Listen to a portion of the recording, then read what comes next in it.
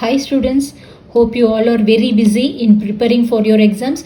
In this session, I am going to discuss the exemplar questions from the chapter Electrochemistry. Okay, so the first question, which cell will measure standard electrode potential of copper electrode? Okay, so this is standard electrode potential. What are the standard conditions, students? What are the standard conditions? If we are using any gas, it must be 1 bar or 1 atmosphere, and all the ions and the electrolytes present, the ions present in the electrolytes, the concentration must be 1 molar. Okay, so here we are going to measure the potential of copper sulfate. For this we have taken the copper sulfate solution, okay, and hydrogen electrode, which involves the hydrogen gas and the H plus ions. Okay, so the hydrogen gas must be since it is a gas, its pressure must be 1 bar, and the H plus ions, it must be 1 molar solution, and we use copper sulfate solution, the other ion, it also must be present in 1 molar concentration. So the option is 1 bar, 1 molar, so 1 bar, 1 molar and 1 molar. This is the option. Your next question, the electrode potential for magnesium electrode varies according to the equation. So the equation has been given and they are asking if you plot graph between the reduction potential of the magnesium and to the logarithmic concentration of Mg2 plus ions. See, I have written the given equation like this, but they are asking log Mg2 plus ions. Okay, so if I take this, to the numerator, what will happen? I have to just change the sign. See students, for any graph you have to think this equation, y is equal to mx plus c. So this is your mx and this is your c, okay, intercept, and this is your slope, m is your slope. So you are going to plot the reduction potential of magnesium to the concentration. Okay, this is your x. See, your intercept is the standard electrode potential of magnesium, okay, which has some value, and this is your intercept also, this is a positive value, your slope is positive. So how your graph will be? See, this is your standard reduction potential of magnesium, and this is the logarithm of Mg2 plus ions. See, the intercept is a positive value, so it must start somewhere here and not at 0. Okay, and it shows a positive slope value. So the line should increase. Then only the slope will give you a positive value. Okay, so which option? This option. This cannot be there because it is a curve and we have a straight line equation which is y is equal to mx plus c. This is not possible because this starts from 0 and your intercept is not equal to 0, you know that. And this cannot be possible because here the slope has a negative value here, but here we have a positive value. So your next question, which of the following statement is correct? Your EMF of the cell and the del G gives change in Gibbs free energy. They are asking whether they are extensive property or intensive property. So what are extensive property and intensive property, students? See, suppose if the value depends on the amount, it is known as extensive property. It is an extensive property. If it does not depend on the amount, it is an intensive property. Okay, see, for example, if you have this equation, you have one particular value, del G, for suppose this is x joules. Okay, if you double the value, the del G will also get double. But in the case of, for the same reaction, if the EMF of the cell, okay, is equal to x volt, okay, even if you double the concentration, even if you double the amount, the E cell will give you the same volt. Okay, it does not depend on the amount. So which option? Your EMF of the cell is an intensive property and your Gibbs free energy change is an extensive property. Okay, so the difference between the electrode potentials of two electrodes when no current is drawn through the cell is called, okay, the cell EMF.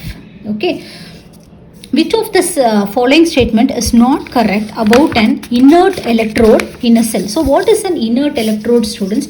See, for example, we use electrodes such as platinum electrode, okay, platinum electrode and graphite, gold, such as these things as the electrode. So it will not participate in the reaction. It will not participate in the reaction, and it provides surface for the reaction to take place. Okay, and it also conducts electrons. It also conducts electrons because electrons can pass through it. Okay, so which option? It does not participate in the cell reaction. This is correct statement. It provides surface either for oxidation or for reduction reaction. This is also correct. It provides surface for the conduction of electron. This is also correct. It provides surface for redox reaction. This is a wrong answer. Okay, this is a wrong answer. Then an EMF, an electrochemical cell can behave like an electrolytic cell.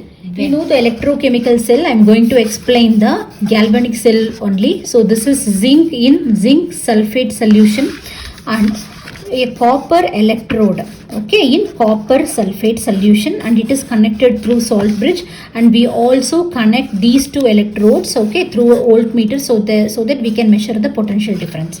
Suppose we are getting a potential difference of 1.1 volt. So what happens here? What happens here is spontaneous reaction. Your zinc will oxidize. Your zinc will oxidize, giving 2 electrons, and your copper 2 plus will take these 2 electrons and it will get reduced. So the electron will move in this direction and the current in the opposite direction. Suppose if you want to reverse the process, means your copper has to undergo oxidation, okay, and your zinc has to undergo reduction. This is not a spontaneous reaction. It will not happen on its own. So what you have to do, you have to supply an external current. So you have to pass the current externally to up to what potential? So there are three possibilities. If you pass a current, okay, lesser than 1.1 volt, okay, already we are getting a potential difference 1.1 volt. If you are supplying an external current which is lesser than 1.1 volt, what will happen? Nothing will happen, and the process and the cell will continue to work like an electrochemical cell only. Okay, if you supply less than 1.1 volt, if you supply current equivalent to 1.1 volt, what happens? It stops the process. What process? It stops the process. What process is going on here? It stops the electrochemical reaction. No electron passes through. Okay, so what happens? It stops the process means, so no flow of electrons. So you cannot see any potential difference. No current is flowing through. Okay, and another option, I is greater than 1.1 volt. Now what will happen? The cell will act as an electrolytic cell. What happens? Now when you supply current greater than 1.1 volt, okay, before the electron was passing through zinc to copper, now it will pass from copper to zinc, okay, and the current in this direction. Okay, so which option, students? So the external EMF must be greater than the EMF of the cell. Okay, so which of the statements about solutions of electrolytes is not correct? Okay, so the options deals with conductivity of the ions. So I will tell you the points that you have to remember about the conductivity. Okay, see, if a ion is very small in size, suppose a positive or a negative ion, a cation or an anion, okay, the smaller the size, higher will be the mobility. And higher will be the conductance. Okay, so what happens if an ion gets solvated? If the ion gets solvated by water or other species, what happens? The size increases. So what happens when size increases? The mobility decreases.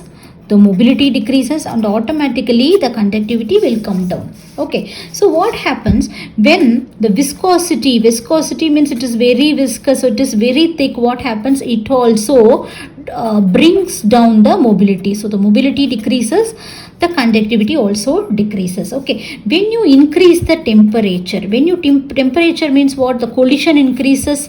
So what happens? The mobility increases, temperature increases means energy increases, mobility increases, conductivity or automatically increases. So what happens? See, what is the option which is not correct? Conductivity of solution depends upon the size of the ions. Very true. Conductivity depends upon viscosity of solution. Very true.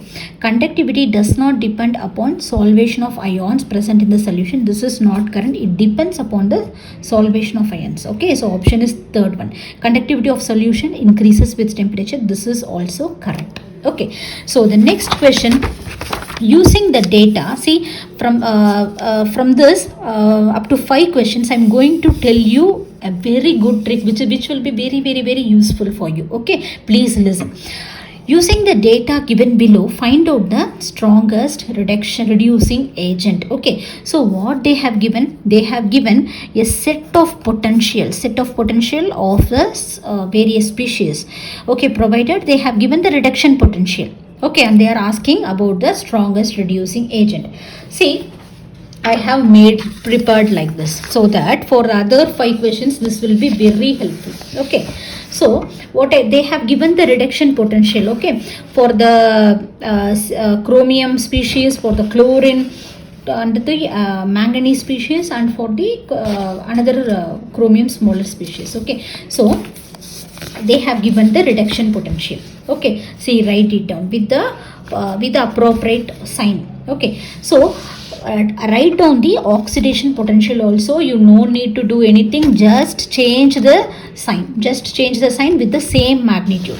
Here the chromium species, okay, the oxidation state of chromium is +6 here. Okay, and here for this species is +3, so it reduces, so it is a reduction potential. So what I have done here, just change the sign. Here +3 to +6, it is an oxidation. I have taken the same magnitude but with the reverse sign. That's all I have done. Okay, so now what is the trick? See, with a common example I will tell you. So the zinc oxidizes. I'm taking this as an example because this is a very familiar example. Also you can easily understand. That's why. Okay, so here the zinc is undergoing oxidation and copper is undergoing reduction. Why the zinc underwent oxidation? Because it has high oxidation potential. OP is oxidation potential. I'm just using. Okay, using this abbreviation. Here the copper is reducing because it has high reduction potential. See, in another case I can tell you that the zinc here oxidizes, it released the electrons just for the sake of the copper to get reduced. So I can say that zinc is a reducing reagent,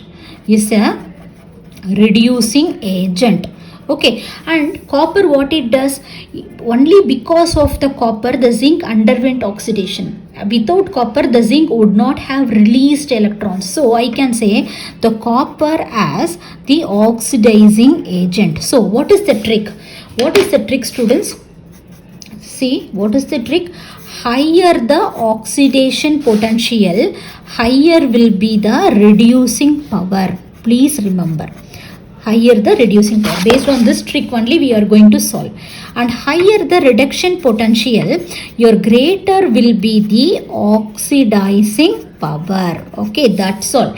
We are going to solve as many questions as possible. You see, they are asking the strongest reducing agent. So to solve the reducing reagent, the oxidation potential must be very high. So that is the species. So you have to see only the oxidation potential. See, okay, I have taken this one. So which is having the oxidation potential higher? They are having negative and this only positive. So it is having higher. This is the higher reducing power. Which species? Chromium. So they will confuse you in a way that they will give you the option Cr0 also they will give and Cr3+. You have to, because only this is undergoing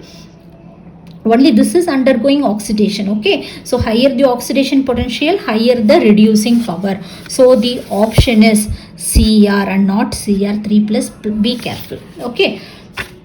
So next question, use the data, same data, we have to identify which is the strongest oxidizing agent. So what is the trick? For oxidizing power, the reduction potential must be very high. That's all. So take the reduction potential data which is having the highest reduction potential. So this is your highest reduction potential. Which species is undergoing reduction? Only MnO4 minus. Okay. So the answer is MnO4 minus. They have also given Mn2 plus. Please, my dear students, please be careful. Your Mn2 plus is not undergoing reduction. Your MnO4 is undergoing reduction. Okay. So please careful while picking the option. Then arrange this in the order of reducing power. So they are asking the reducing power. So reducing power higher must be the oxidation potential. So arrange this in the order. Which is having the highest oxidation potential? Which is having the highest oxidation potential among all this? Okay. First is chromium. Then which is the highest? Which is the highest? So next is your this one, Cr3 plus. Okay. And next is your, which is higher? This one. Okay, this one is what? Chlorine minus, and then your manganese 2 plus. So the option is the second one, chromium 3 plus, chlorine minus, and Mn2 plus. Okay. Then next question, use the data given, same data, the most stable ion in its reduced form. So please listen to me, students. See, if this is your metal, okay, this and Mn plus. See, this is the oxidized species of the metal and this is the reduced species of the metal. Okay. So if this reduced form is very stable, it will not undergo oxidation, or otherwise it will have a very less oxidation potential. A metal, okay, a reduced species which is very stable, okay, it will have what? A less oxidation potential. See, this is the oxidized form. This is the oxidized form of the metal. Okay, if the oxidized form of the metal is very stable, then it will not undergo reduction. If it undergoes reduction also, okay, it will have a less reduction potential. Please remember this. Okay. So here what they are talking about, which is a stable ion in the reduced form, which is stable. Okay. So this is the reduced form of the they will be having the less oxidation number. So they must show less oxidation potential. So we have to see the oxidation potential. Which is having the less oxidation potential? This one. What is the species having the less oxidation potential? It is Mn2 plus. Okay. So the answer is Mn2 plus. So which is the most stable oxidized species they are asking. Okay. So the most stable oxidized species will have less reduction potential. So you have to see the reduction potential values. So which is having the less reduction potential? This is showing a negative. Which species? It is Cr3, chromium 3 plus. Okay. So the answer is chromium 3 plus. Got it? Good. So the quantity of charge required to obtain 1 mole of aluminium from Al2O3. Okay. See, just remember this Al2O3. What is the oxidation state? Al is 3 plus. In alumina there are through 2 Al aluminium 2 plus ions, 2 aluminium 3 plus ions. Okay, to reduce this to 2 aluminium. Okay, how many electrons do we need? 2 into 3. 2 into 3 is 6. Okay, so 6 electrons. We know that this is not just 6 electrons, 6 mole of electrons. For 2 moles of 1 mole of alumina gives there are how many aluminium species are present? 2 aluminium species. Okay, so you need 6 moles of electrons. We know that the charge of 1 mole of electron is equal to 1 Faraday, or in terms of coulombs, 96,500 coulombs. So how many mole of electrons are needed? 6 moles of electrons. So 6 Faraday. Okay students, the cell constant of a conductivity cell, see if it is a constant, see the if it can be any constant, like no ebullioscopic constant, cryoscopic constant, any constant, it will not change, remains constant for a cell. You need not check anything. Okay, while charging the lead storage battery, what are the options? Lead sulfate anode is reduced to lead sulfate cathode is reduced to lead. So many options. So without confusion, I will tell you what is a lead storage battery. See, before, the lead storage battery is a peculiar thing. While discharging, it acts as an electrochemical cell. Okay, spontaneous reaction takes place. You can recharge it by supplying an external current. At that time, it acts as an electrolytic cell. Okay, so we are taking this lead and lead oxide. Okay. And what we are taking as an electrolyte, we are taking sulfuric acid. Okay, and here the oxidation state of lead is +4, remember, and this is 0. Okay, so here what happens, this acts as an anode and this is as cathode. So at anode, what happens, this, I'm not going to write all the equations. Your lead 0 is converted to lead sulfate. Okay, here the oxidation state is +2. Here also you are obtaining lead sulfate only, but check the oxidation state here, +4 to +2, so it is a reduction. Okay, so now in after discharging, you got lead sulfate anode, lead sulfate cathode. At both the electrodes, only lead sulfate is produced.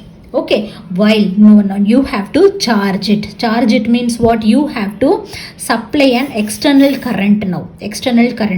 So what you have to then it is a recycling process now. So lead sulfate has to convert to lead. Okay, so you have to reverse the equation. So what it must reduce. So for that, negative terminal here, okay, and positive terminal here. Okay, so what happens when you charge it? The lead sulfate anode must get reduced to lead, and your lead sulfate cathode, okay, must get oxidized to lead oxide. That's all. So what is the option? Lead sulfate anode is reduced to lead. That's all. No confusion. Okay, lead sulfate cathode cannot reduce to lead. Just you have to reverse the process. That's all. Without any confusion, you can solve this. Okay, so your next question.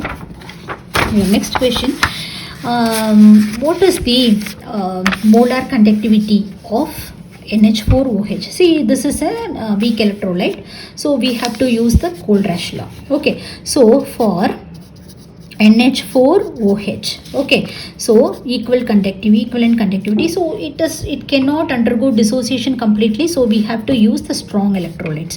See, for this we need NH4OH, a strong electrolyte containing NH4. So what is a strong electrolyte containing NH4?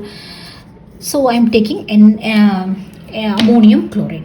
Okay, so I need ammonia. For hydroxide, I am going to add another electrolyte. Okay, NaOH. So I got OH also, but I don't need chlorine and Na. So I have to subtract with the conductivity of NaCl. That's all. Okay, so which is the option? So this is the option. That's all. Okay, in electrolysis of aqueous sodium chloride solution, which of the half cell reaction will occur at anode? Okay, so for this students, they have given, I want to tell you in short. Okay, the products of electrolytes I will cover here. See, you have taken aqueous NaCl. Okay, aqueous means there is a presence of water. So when there is aqueous, there is a competition between ions present in water and the electrolyte solutions. Okay, so here what happens when you do the electrolytic process? Okay, there are two types of ions. Okay, there are two types of ions, and this is the electrode, and we are supplying the current, external current. Okay, external current. Here we are pushing electrons here, so there will be what, negative sign here, and we are pulling electrons here, and there will be positive sign. So what happens, the oppositively charged species has to rush towards electron to take up the electron. Okay, see, think of this, these are they have to move towards this cathode. Okay, so see the size here, H plus can win the competition. Okay, so what it will do, it will rush here. Okay, and it will get reduced, fast. Okay, then what happens here, in chlorine and hydroxyl ions, your chlorine has higher tendency, okay, to get oxidized to chlorine to give 2 electrons. So I can briefly tell you that your copper 2 plus, your gold, your zinc 2 plus, okay, they have higher what potential? They have higher reduction potential than your H plus ions, and all your ions, okay, and all your ions will come over here. Okay, will come over here when the competition is between your H plus ions and sodium. Okay, this one will get reduced first. Okay, for oxidation potential, very simple, students, all your halogens except your fluorine has higher oxidation potential than your, okay, OH minus hydroxyl ion, and your any sulfate ion or nitrate ion or thiosulfate, everything after only. Okay, your chlorate, okay, everything after only. Okay, so here the oxidation potential of fluorine is higher than hydroxyl, so your chlorine got oxidized. So now, so this takes place at cathode, and this takes place at anode. Okay, so which will occur at anode. So what happens at anode? Your chlorine will get oxidized. That's all. Hope this helped you very much, and the next set of questions we will see in another session, students. Thanks for watching.